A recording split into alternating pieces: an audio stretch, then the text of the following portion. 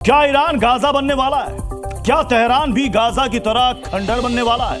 Israel ने Iran के लिए एक एडवाइजरी जारी की है, जिसके बाद यह माना जा रहा है कि जिस तरह से इजराइल ने गाजा में ऑल आउट अटैक किया था, उसी तरह का एक्शन ईरान के खिलाफ भी शुरू होने वाला है। लेकिन बीते 3 दिन से चलने आ रहे इस युद्ध में एक ऐसा मोड़ आ गया है। कैसा मोड़ है वो कि इजराइल ने ईरान को गाजा बनाने की धमकी दे दी है।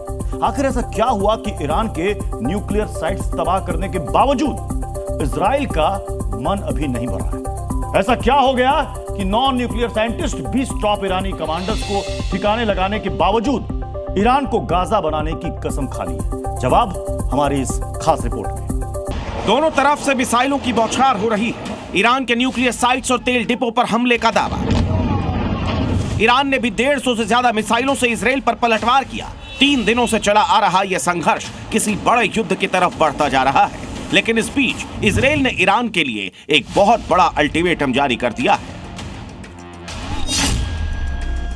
गरजती मिसाइलें, साइलेंट अटैक करते ड्रोन, ये तो बीते 3 दिनों की कहानी है।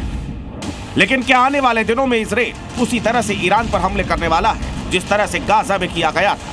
क्या इजराइल के टैंक और सैनिक जॉर्डन और इराक की सीमा को पार करते हुए ईरान में घुसने वाले हैं? क्या ईरान पर चौतरफा हमला करने वाला है इजराइल? ये सवाल क्यों उठ रहे हैं? ये कयास क्यों लगाए जा रहे हैं? तो इसे समझने के लिए ईरानी नागरिकों के लिए इजराइल की एक एडवाइजरी को देख लीजिए। हेडिंग में लिखा है ईरानी नागरिकों को तत्काल चेतावनी, और नीचे दिखा गया है कि सैन्य ठिकानों के अंदर या आसपास रहने वाले नागरिक जल्द से जल्द इन इलाकों को खाली कर दें या इन जगहों पर न जाएं। इस एडवाइजरी में, या यूं कहे चेतावनी में, साफ साफ लिखा है कि बिल्डिंग्स के आसपास जाना जीवन को खतरे में डाल सकता है। मतलब साफ है, अब ईरान के हथियार डिपो और सैन्य ठिकानों पर जोरदार हमला होने वाला है। लेकिन इस एडवाइजरी के कई मायने हैं। पहला, ऐसा कम ही होता है कि एक देश किसी दूसरे देश के नागरिकों के लिए एडवाइजरी जारी करे। और दूसरा, इजराइल ने इससे पहले ऐसी ही एडवाइजरी गाजा के लिए जारी की थी, जिसके बाद पूरे गाजा पट्टी को सपाट कर दिया गया। तो क्या यह एडवाइजरी कोई संकेत है?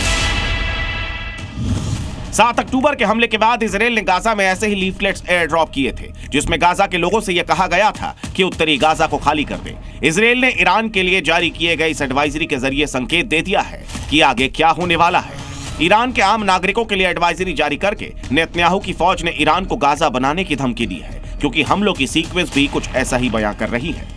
इजराइल ने ईरान के सबसे बड़े तेल डिपो पर जोरदार प्रहार किया। इजराइल पूरी प्लानिंग के साथ ईरान की रीढ़ की हड्डी पर वार कर रहा है। सबसे पहले ईरान के कई न्यूक्लियर ठिकानों पर हमला किया गया, उसके बाद तेल डिपो और गैस रिफाइनरीज को निशाना बनाया जा रहा है। इजराइल ने राजधानी तेहरान के पास शहरान ऑयल डिपो को निशाना बनाया। इससे पहले बुशहर शहर के पास फज्र गैस रिफाइनरी और अबादान में ऑयल रिफाइनरी पर भी अटैक किया गया। लेकिन इजराइल के हमलों के बाद ईरान ने भी मिसाइलों की बारिश कर दी। ईरान ने भी इजराइल पर ताबड़तोड़ हमले किए। राजधानी तेल अवीव सहित कई शहरों में मिसाइलें दागी गई। ईरान ने द ट्रू प्रॉमिस सैन्य ऑपरेशन के तहत इजराइल पर 150 से ज्यादा बैलिस्टिक मिसाइलें दागी गई। ईरान ने इजराइल की राजधानी तेल अवीव, हाइफा पोर्ट और यरूशलेम को निशाना बनाया। इजराइल के हमले से ईरान बौखलाया हुआ है और वो इजराइल के उन ठिकानों पर हमला बोल रहा है जिससे इजराइल को ज्यादा से ज्यादा नुकसान पहुंचे। ईरान ने इजराइल के 150 से ज्यादा ठिकानों पर 200 मिसाइलें और 100 से ज्यादा ड्रोन से हमला किया।